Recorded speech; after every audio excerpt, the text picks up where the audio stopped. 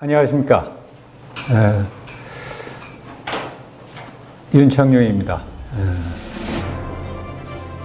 오늘 여러분께 말씀드릴 것은 러시아의 체제 전환과 북한의 시사점에 대해서 말씀드리고자 합니다. 물론 이게 러시아가 그 당시에 체제 전환 시기에 소련으로부터 변환 과정이 있었기 때문에 구소련의 체제 전환이다 이렇게 얘기해도 그렇게 큰 잘못된 얘기는 아니라고 볼 수도 있습니다. 그럼 러시아의 우선 체제 전환이 어떻게 진행되었는가에 대해서 말씀드리겠습니다. 우선 체제 전환이라는 게 무엇이냐? 물론 여러분도 다 들어본 말씀이고 한데 이것은 어떤 혁명을 수반하지 않고 한 국가가 집권 세력에 의해서 기존의 정치, 경제 질서를 다른 질서로 혹은 다른 체제로 변환하는 과정이다 이렇게 말씀드릴 수가 있습니다. 정치적 측면에서는 물론 이제 공산당 일당 독재 체제를 자유민주주의 체제로 바꾸는 것이고 또 경제적인 측면에서는 시장경제, 계획경제를 시장경제로 바꾸는 과정이다 이렇게 이해를 하시면 될 것 같습니다. 체제 전환의 한 사례를 보면 이건 제가 중원본 말씀 안 드려도 많이 들으셨을 줄 알고 있는데 무슨 가장 대표적인 것이 이제 중국의 방식, 그 다음에 베트남의 방식, 그 다음에 러시아의 방식 이렇게 흔히들 얘기하는데 간략하게 얘기하면 중국 같은 경우에는 정치적 변화를 유도하지 않고 추구하지 않고 경제적인 측면에서만 변화를 추구하는 것입니다. 물론 이제 베트남 방식은 약간의 차이가 있지만 큰 의미에서는 중국과 거의 흡사한 방식이라고 말씀드릴 수가 있습니다. 그렇지만 제가 오늘 말씀드리고자 하는 러시아의 방식이라는 것은 전혀 새로운 방식입니다. 정치, 경제, 물론 경제에 집중되어 있지만 이건 정치 변혁을 수반하게 되고 하루아침에 일거의 체제를 바꾸고자 하는 어떤 획기적인 시도였다고 볼 수가 있습니다. 왜 러시아에서 이런 것이 가능했느냐 하면 이런 충격요법을 들여오기 전에 이미 여러 가지의 어떤 시험 단계를 거쳤습니다. 그 시험 단계는 러시아에서 일어난 것이 아니라 러시아로 전환하기 전 구소련에서 일어났던 일들입니다. 충격요법의 도입은 소련 시절에 보스파가 91년 8월에 쿠데타를 일으켜가지고 고르바초프 대통령을 축출하려고 시도를 합니다. 그런데 이때 러시아 공화국의 옐친이라는 사람이 이 보수파의 쿠데타를 저지시키고 실질적 정치 권력을 장악하게 됩니다. 이때 그리고 나서 91년 10월 달에 러시아 의회격인 인민대의원대회는 옐친 대통령한테 한시적 권한을 줍니다. 개혁을 마음껏 정치 경제 개혁을 마음껏 추진해 보시오. 근데 그것은 한시적이라는 것은 딱 1년입니다. 1년 동안 마음대로 추진해 보시오 하고 얘기를 했습니다. 이에 따라서 죄송합니다. 러시아는 가이다르라는 그 사람이 그 당시에 총리 인준을 못 받아서 총리 대행이었습니다. 가이다르 총리 대행의 지휘 아래 92년 1월 충격요법이라고 아까 말씀드린 그런 급진적 시장경제개혁을 추진하게 됩니다. 그럼 충격요법의 배경은 뭐냐 하면 이전에 아까도 말씀드렸지만 시장경제 도입을 위한 여러 가지 개혁안들이 실패로 끝났습니다. 그리고 이런 시장경제 개혁이 계속 실패하다 보니까 의회 내에서 시장경제를 지지할 안정된 지지 세력이 거의 없었어요. 그렇기 때문에 그냥 여유 있게 추진을 해나가고 점진적으로 해나가다가는 한 발짝 한 발짝 내딛는 순간마다 보수 세력이 제동을 걸어서 진행이 될 수가 없었던 것입니다. 그리고 나선 소련 말기에 쿠데타 이런 것이 벌어지면서 거의 정상적으로 정책을 집행할 수 있는 기관들이 사실상 다 붕괴 상태에 있었다고 볼 수가 있습니다. 그리고 또한 러시아에 대해서는 사기업이라든가 시장경제 전통이 전혀 있질 않았습니다. 공산주의 체제의 70년에 가까운 그런 통치를 겪으면서 그러한 싹은 아예 없었기 때문에 아주 그걸 뭐 처음부터 조금 싹을 키우고 하는 그런 생각을 가질 수가 없었던 것이죠. 그 다음에는 이러다 보니까 그 사회, 그 경제에 있어서 개인 섹터라고 할 수 있는 부분이 거의 존재하지 않았습니다. 그리고 국가가 점진적인 개혁을 추진하려면 그걸 추진하기 위해서 재정적인 뒷받침이 있어야 되는데 이미 소련 말기에 군보위고를 포함해서 모든 재정은 고갈이 됐었고 소련을 믿고 차입을 주는 나라도 없었습니다.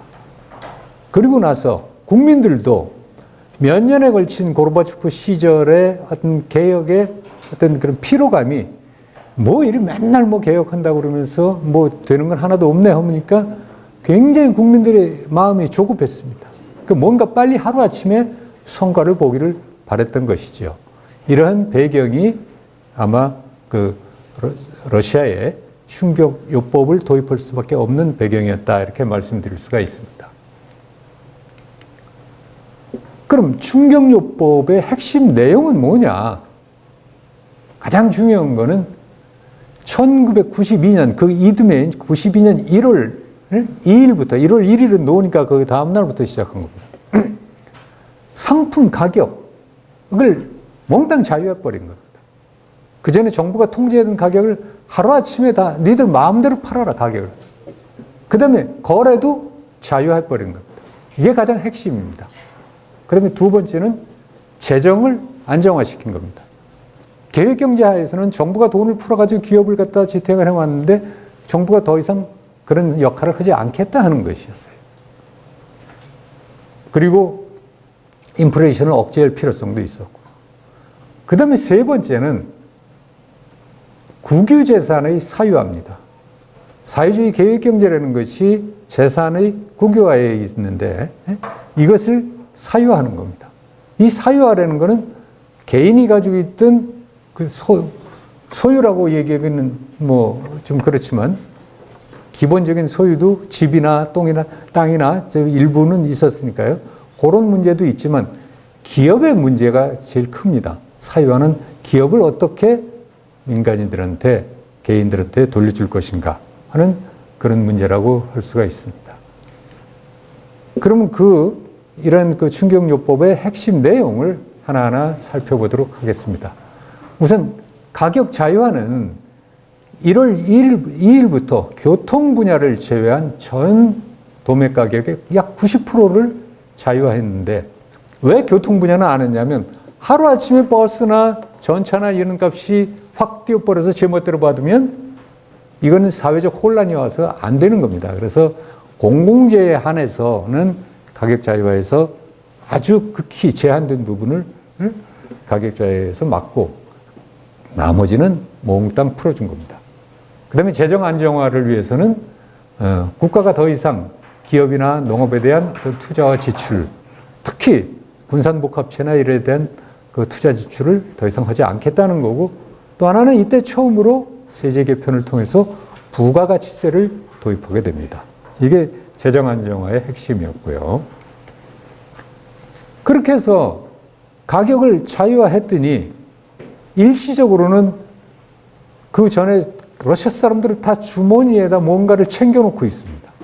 챙겨놓고 있는데 그것을 지 마음대로 돈을 받을 수 있다고 하니까 그 다음날부터 내다 파는 겁니다. 그래서 그때까지 꽉 맥혔던 어떤 그런 공급 부족이 약간 해소되는 듯 했어요. 그리고 그때까지만 해도 줄서기가 굉장히 줄어드는 듯 했습니다. 그런데 이것이 일시적 현상이었고 결국은 붕괴된 물자 자재의 유통이나 생산 시스템이 국가가 지원 안 해주는 상태에서 민간 섹터는 없고 충격요법으로 가격하고 자유화한다고 해가지고 이게 하루아침에 뭐가 진행이 회복이 안 되는 거죠. 그러니까 이게 결국은 생산이 거의 이루어지지 않고 그 다음에 상품 부족이 심화되고 결국은 초인플레 현상이 발생했습니다. 이러한 가격 상승으로 인해 상품 부족은 화폐 수요 부족을 유발했는데 이 말은 무슨 얘기냐면 살 게 없기 때문에 돈도 필요가 없는 거예요. 그러니까 돈 가치가 또 떨어지는 겁니다. 이런 현상이 일어나고 결국 1992년 GDP는 마이너스 14.8%. 최근 코로나 사태는 비교할 바가 아닙니다. 이거보다 엄청난 정도의 GDP 하락이 일어났고 산업 생산은 더더욱 심해가지고 마이너스 18%까지 감소했고 대신 인플레이션은 2,500%. 이거 상상이나 할 수 있겠어요? 어마어마한 인플레이션이 일어나고 나니까 기업들은 자기네 물건 생산도 제대로 안 되고 팔리지도 않으니까 월급을 줄 수가 없는 겁니다. 근데 월급을 줄 수가 없는데 뭔가 줘야 되니까 자기네들이 만든 거 안 팔리는 물건 하나씩 그냥 주는 거예요. 주고. 그래, 이 사람들은 자기가 알아서 얼마를 받든 또 밖에 나가서 팔고 했던 겁니다. 그런데 이런 뭐 공장에 다니거나 뭔가 있는 사람은 뭐 생산품이라도 있는데 학교 교사나 의사나 연금생활자들은 위에서 돈을 안 주면 돈이 없는 거예요. 거의 굶어 죽을 상황의 위기로 몰리기 시작했습니다. 92년도에 충격요법을 시행하기 전에 제가 1990년 그 당시 91년 3월 달이에요. 소련이 붕괴되기 전이죠. 91년 3월 달에 소련을 방문했습니다. 그때. 방문했는데 어느 정도 물자가 없었냐면 제가 그때 극동의 블라디보스토크, 카바롭스크를 거쳐서 모스크바까지 갔었는데 모스크바에 우리나라로 치면 뭐 시내에 있는 롯데백화점 같은 가장 큰 백화점이 고운백화점이라는 게 있습니다. 어마어마하게 큰 백화점이에요. 그 백화점을 딱 들어갔는데 크렘린 궁 앞에 바로 있는 거예요. 광장 옆에. 그 거대한 그 백화점 내에 상품이라고는 제가 딱 두 가지 봤어요. 하나는 감자. 감자를 이렇게 우리는 그때 사실 카트도 제대로 없을 때 어떻게 우리도 사실은 그때는 카트가 보편화되어 있지 않았는데 그 카트에 감자를 비닐봉지에 싸가지고 몇 개씩 파는 게 입구에서 파는 게 있고 안에 들어갔더니 다른 상품 하나도 없고 오로지 있는 게 구두더라고요. 가죽 구두인데 이 소가죽 구두가 워낙 크게 만들었는지 너무 좁게 만들었는지 이놈들은 제대로 안 만들으니까 안 팔리는 구두들만 몇 켤레 있었어요. 그러고 나서 그걸 구경하고 그때는 이미 배급제가 막 다시 도입이 돼가지고 그냥 물건 살 수 있는 쿠폰 같은 걸 주고 막 이랬을 상황인데 그래서 그걸 둘러보고 거기서 밥은 먹어야 되겠길래 시내에 있는 평양식당을 갔습니다. 그때 북한에서 운영하는 평양식당을 갔는데 가서 여기 제일 좋은 음식이 뭐예요? 그랬더니 신선로래요. 신선로라 그래서 그럼 우리가 대표단이 한 10여 명 됐는데 그러니까 거기서 이제 말을 통하고 얘기할 수 있는 북한 식당에서는 별 관계 없으면 주로 이제 제가 그런 일들을 담당을 하고 그랬었는데 그럼 신설로 제일 좋은 거고 그 다음에 술은 제일 좋은 게 뭐예요? 그랬더니 뱀술이 제일 좋대요. 그럼 구렁이 술 하나 있다고. 그럼 그거 하나 가져오셔. 그랬더니 이거 인삼주도 있다는 백두산. 그럼 그것도 가져오셔. 해가지고 신설로에다 음식 있다는 거는 다 차려놓고 뱀술에다 딱 먹고 아주 배 터지게 잘 먹었어요. 북한 음식을. 그래가지고선 얼마요? 그랬더니 115달러 정도 나오더라고요. 열 몇 명이 앉아서 먹는데 구렁이 술에다 몰에다가 최고급적이 먹는데 그렇게 나왔어요. 야, 그리고선 루블이라는 거는 달러 가치가 얼마나 비싼지 제가 주로 환전을 했는데 공식적인 은행에 가서 환전을 하면 1달러에 6루블을 줬어요.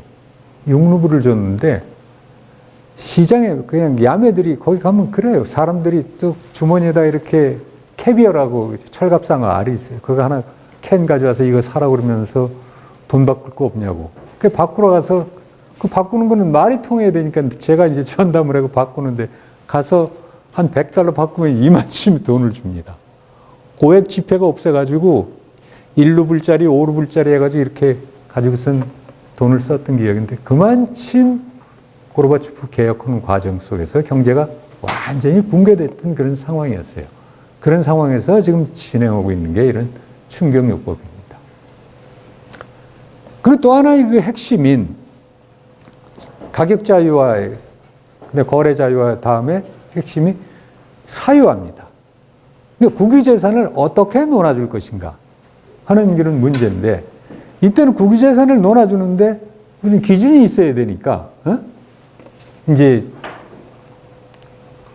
어떤 기준을 이제 설정을 나름대로 합니다. 그건 좀 제기하고 우선 재산이 개인들이 가지고 있는 그다음에 사회가 가지고 있는 게 없으니까 그 소유권을 국가에서 개인한테 분배함으로써 우선 시장 경제로 전환하고 우선 개인들한테도 경제 활동에 어떤 인센티브를 부여하기 위해서 재산 사유화는 불가피했어요. 이건 이렇게 할 수밖에 없는데. 근데 재산은 두 가지, 아까도 처음에도 말씀드렸지만 자기가 가지고 있는 게 가장 기본적인 게 주택입니다. 그 두 번째는 다차예요. 이 다차는 뭐냐면 교회에 있는 자기 텃밭이에요. 보통 그 당시 소련 시절에 모든 국민한테 텃밭을 100평 내지 200평씩 땅이 넓은 나라니까 논아줬어요. 그럼 주말에는 자기가 가서 거기서 야채 심고 그다음에 감자도 심고 해가지고 정부가 못하는 그런 공급 역할을 거기서 먹었던 거거든요. 그래서 주택과 다차는 그냥 가지고 있는 거 네 가져라. 그냥 그 당시에 공산당 간부들은 주로 모스크바 중앙에 좋은 큰 아파트 있으니까 그거 차지하는 거고 그 다음에 저 변두리에서 못 살던 사람들은 그거 차지하는 겁니다. 그래서 다차는 그대로 갖고 그건 그대로 무상 분배하는데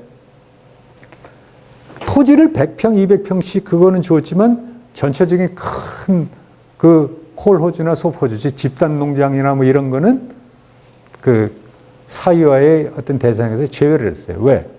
사회주의에서 가장 민감한 것이 토지입니다. 우리도 요즘 여권에 있는 뭐 일부 사람들이 뭐 토지 공개념 얘기들을 많이 하고 그러잖아요. 그게 그만큼 그 민감한 문제인데 그래서 그거는 대상에서 제외했고 그 집은 그렇게 나눠졌는데 그 다음에는 이제 기업을 민영화하는 건데 그 국영 기업을 갖다가 소유권을 민간한테 나눠주는 거예요. 근데 이걸 어떻게 나눠주냐? 이게 가장 중요한 문제입니다. 러시아는 이걸 2단계로 나누어서 실시를 했어요. 1단계에서는 어떻게 했냐면 기업의 가치를 따지는데 기업의 가치를 91년 1월 1일 기준 우리는 지금 5억짜리였다면 그 5억 가치 그 당시에 자기네들이 계획경제상에서 장부상으로 만들어놨던 것들이 있습니다. 이거를 가지고 자기네들이 계획경제를 쭉 가치를 정해놓은 거 있는데 그 가치를 가지고 그 당시에 러시아의 전체 인구 근데 소련은 붕괴돼가지고 이제 러시아만 지금 추진하고 있는 겁니다. 나머지 나라들은 지금 이걸 안 하고 있는 거고. 러시아 인구로 분배를 해서 나눴어요. 그 재산 가치를 딱 나누니까 1인당 한 1만 루블 정도 주면 딱 돌아가는 그런 정도였어요. 근데 그때 1만 루블의 가치가 소련 시대 한창 때는 얼마냐면 한 사람의 보통 교사들의 월급이 200루블이었어요. 그 탄광 노동자들은 한 500루블 받고. 그 당시에는 육체 노동하는 사람들이 제일 많이 받았으니까. 그 당시 모든 가치는 그 당시 사람들 소련 시절에 어떻게 생각했냐? 땀이 많이 나냐 안 나느냐 하는 게 노동의 가치로 본 거예요. 그냥 가만히 앉아서 나같이 슬근슬근 얘기나 하면서 돈 버는 거 이건 돈 가치가 별로 없어요. 통역 외국인 와가지고 암만 영어 열심히 배워가지고 통역해도 그거 돈 안 줬습니다. 그저 200루블 주면 그만이었어요. 근데 200루블에 비해서 10,000루블이면 비교적 꽤 많은 가치예요. 근데 문제는 이게 그 뒤로 아까 처음에 얘기했듯이 이게 2,500% 인플레이션 내니까 이게 10,000루블도 아무것도 아닌 종이쪽지가 되는 거죠. 그래서 10,000루블을 줘야 되는데 10,000루블을 현금으로 주면 또 인플레이션이 나니까 이거를 주식 증서하고 비슷한 걸로 다 나눠줬습니다. 그게 바우처라고 이름을 불렀는데 그 바우처를 줬는데 사람들이 이걸 하나씩 92년서부터 나이가 90이 넘은 사람이건 같이 하는 사람이건 모든 국민한테 다 일률적으로 지불했어요. 그러니까 그 행정적인 절차가 걸리니까 약 3년에 걸쳐서 이것이 진행이 됐는데 처음에 사람들이 이걸 받았어요. 받았는데 이거 돈도 아니고 무슨 쪽지를 하나 주는데 이걸 어디다 쓰는지도 잘 모르겠고 그 주머니에 그냥 질다 갖다 다 넣고 있는 거예요. 하나 주긴 받았으니까 한 장. 어쨌든 이렇게 해가지고 93년에서 94년에 약 6만 5천여 개의 기업들이 사유화되었고 96년에는 약 기업의 23% 정도만이 국가와 지방정부의 공공기업으로 남아있고 나머지는 다 민영화가 되었습니다. 근데 이 민영화 과정에서 아까 그치 극심한 인플레이션이 일어나고 나니까 94년에는 돈 가치가 어느 정도냐면 이 1만 루블 가지고 살 수 있는 게 소시지 2kg 정도면 돼요. 그 러시아 소시지는 이렇게 조그만 것들도 우리가 먹는 소시지도 있지만 굵기가 한 15cm 지름이 되는 그런 소시지들이 굉장히 많아요. 그런 덩어리 소시지가 많은데 이거 한 덩어리 사면 1만 루블 다 가는 겁니다.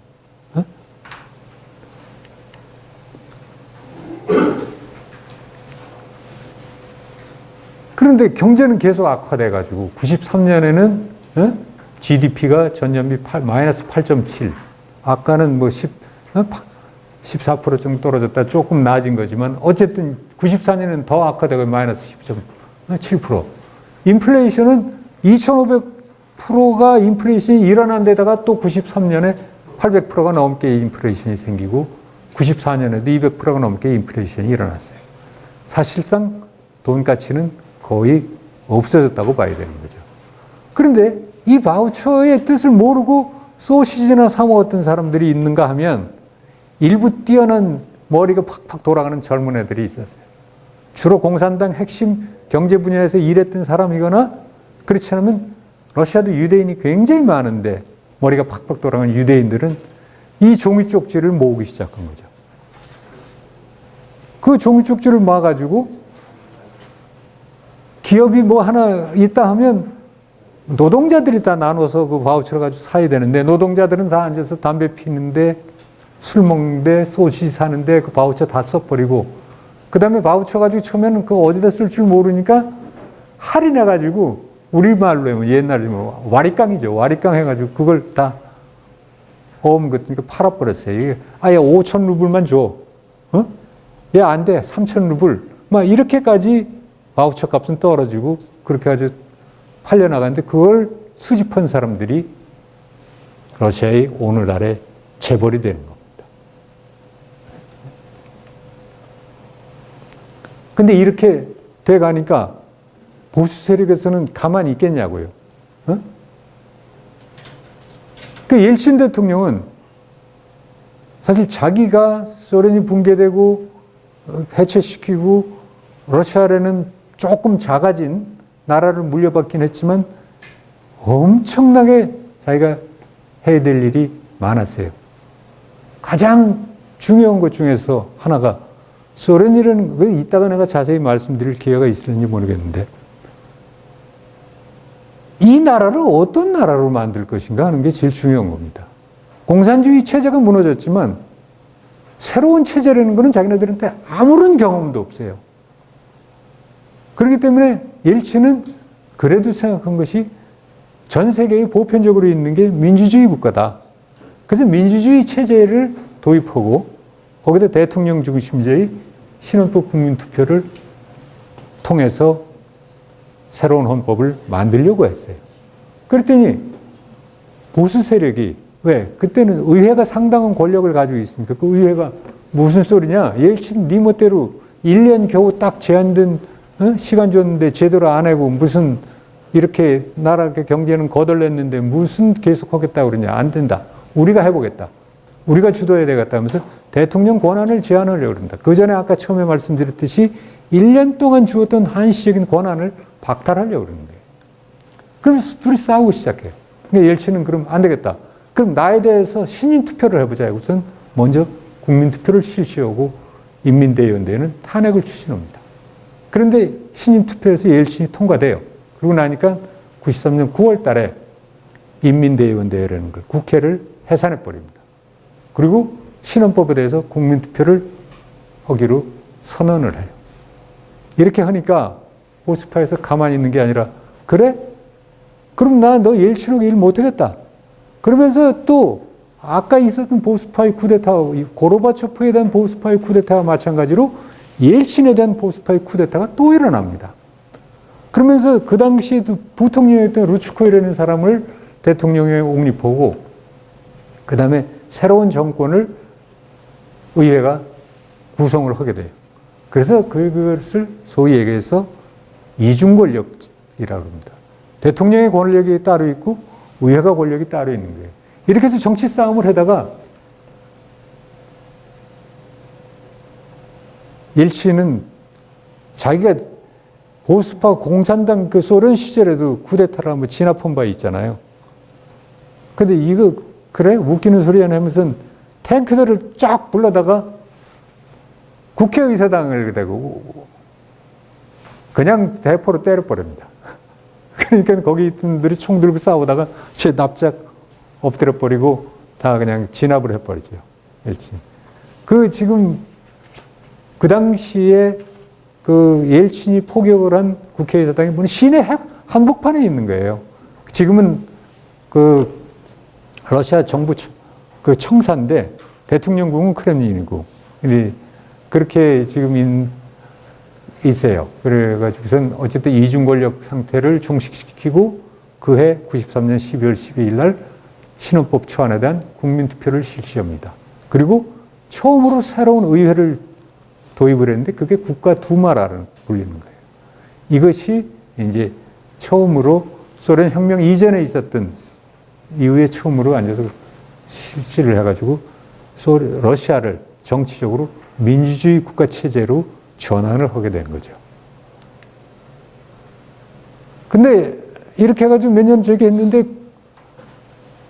95년도에 국가두마를 첫 해거는 2년만 임기를 부여했거든요. 그래서 95년 선거를 했는데 공산당을 그 전에 좀 완전히 해산시켰었어요. 그런데 새롭게 러시아 공화국에서 다른 사람들이 그 후속 세력들이 러시아 공산당을 만들어가지고 소련 공산당은 해체가 됐지만 러시아 공산당 사람들이 나와서 이 국가두마 선거에서 상당한 정도의 의석을 차지하게 됩니다. 그러니까 옐친이 아이고 이러다 안 되겠다.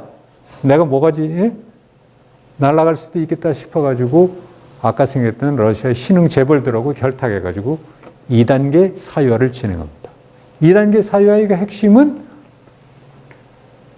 하나는 이제 저당 경매고 또 하나는 2단계 사유화인데 이 저당 경매라는 게 뭐냐면 정부가 돈이 없어요.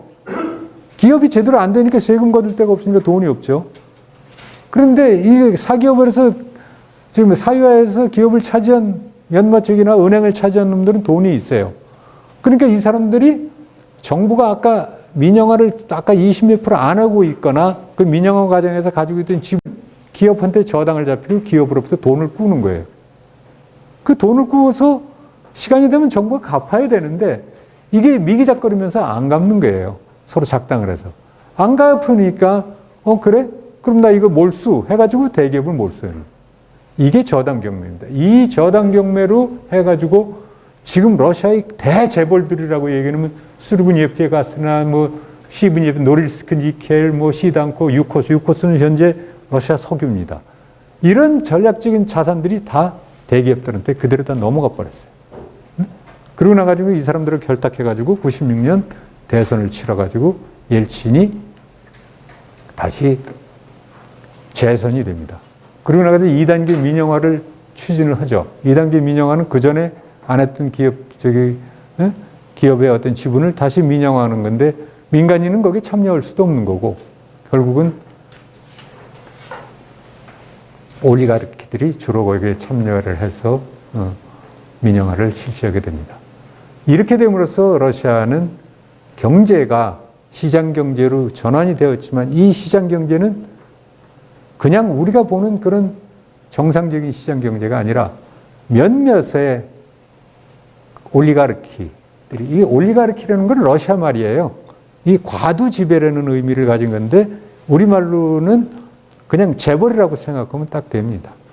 이 사람들이 러시아 경제를 완전히 장악해가지고 지멋대로 흔들고 나중에는 정치까지 흔드는 그렇게 그런 정글자본주의, 약탈자본주의가 출현했다 이렇게 말씀드릴 수가 있습니다.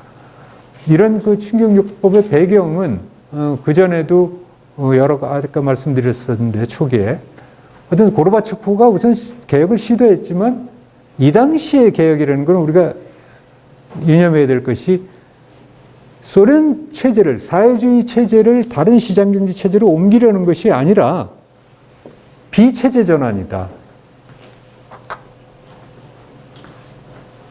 이렇게 말씀드릴 수가 있어요.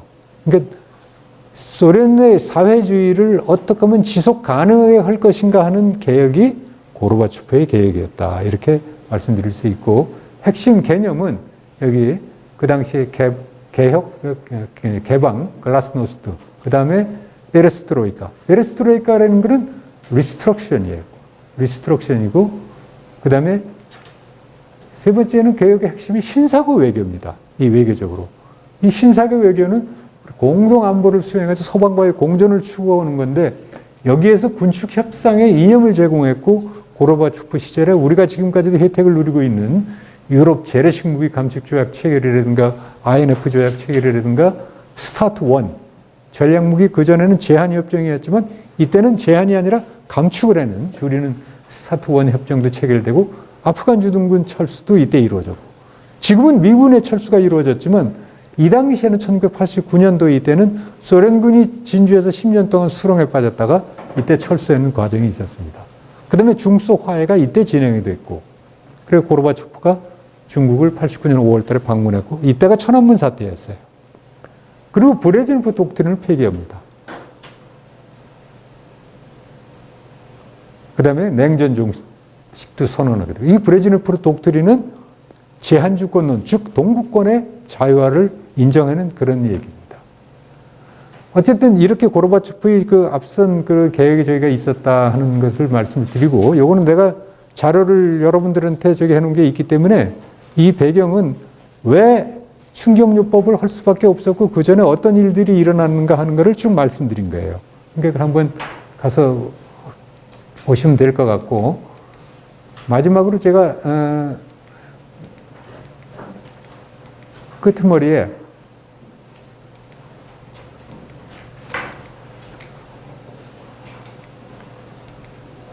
이게 과연 북한에 어떤 의미를 가질 수 있을까 하는 것을 말씀드리고 이번 강의를 마치도록 하겠습니다. 근데 충격요법은 러시아적 특수 상황의 산물이다. 다른 나라가 함부로 이렇게 쉽게 따라할 수 있는 상황이 아니다 이런 말씀이에요. 그리고 이 충격요법으로 인해 가지고 긍정적인 요소보다는 부정적인 요소도 상당히 나타났다는 거예요. 큰 틀에서는 이 나라의 그 과정에서 러시아가 민주주의 국가 체제를 선택하고 시장 경제를 선택한 데는 아주 큰 틀에서는 옐친이 엄청난 일을 한 겁니다. 그걸 했지만 또 한 측면에서는 이 과정이 너무 잘못된 부분이 많고 실수한 부분이 많아서 아주 비인간적인 시장 경제 체제를 초래하게 됐다. 그러므로서 러시아인들한테 야 이거 민주주의와 시장 경제 이거 개판이네 하는 인식을 심어준 거예요. 그게 오늘날 고르바초프가 장기 집권이 가능하도록 만든 토양이 된 겁니다. 고르바초프가 아니라 지금 푸틴이죠. 푸틴이 그렇게 독재를 해도 차라리 이게 낫다 하는 얘기를 러시아 사람들이 받아들이고 있는 겁니다. 예. 그래서 절반은 성공했고 절반은 실패했다 이렇게 말씀드릴 수 있고요. 북한에 적용 가능하냐? 저는 적용 가능할 수도 있고 안 될 수도 있다고 봅니다. 그렇지만 김정은 시절에는 안 된다. 김정은은 지금 유일영도 체제를 강화하고 있어요.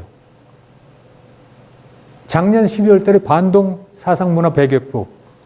이거는 자기네 주체 사상과 자유주의, 뭐 자유주의라고 얘기하는 것도 좀 부끄러운 일이지만 그걸 제외한 건 어느 것도 용납하지 않겠다는 거거든요. 8차 당대 이후 지금 북한에서 일어나고 있는 모든 그 일에 한마디로 얘기하면 반사회주의, 비사회주의 현상과의 투쟁입니다. 이거 지금 지난 1년 동안 해오고 있는 거예요. 그리고 경제적으로는 자력갱생을 강조하고 있어요. 이런 상황에서 시장경제 개방? 그거는 일방적인 꿈이지 말도 안 되는 얘기입니다. 결국은 북한이 개혁 개방을 하게 되려면 그 전에 김정은 정권 자체가 변화가 돼야 돼요. 그렇거나 그렇지 않으면 김정은을 리짐 체인지를 해야 됩니다. 김정은 자체 스스로 변하기를 기대하는 것은 저로서는 위에 얘기했지만 거의 불가능하다고 봅니다. 그렇지만 리짐 체인지가 일어나고 나면 북한에는 우리가 러시아에서 경험했던 어떤 그런 충격적인 요법으로 빠른 시간 내에 한국하고 동화시키는 그런 작업이 필요해지지 않을까 이런 생각이고 그런 측면에서 우리는 러시아가 했던 그 실패의 교훈도 또는 거기서 일어났던 성공적인 문제도 있지만 그 실패의 교훈을 잘 거울 삼아서 우리가 북한의 적용 가능성을 발전시켜 나가야 되지 않나 이렇게 생각이 듭니다. 예, 감사합니다.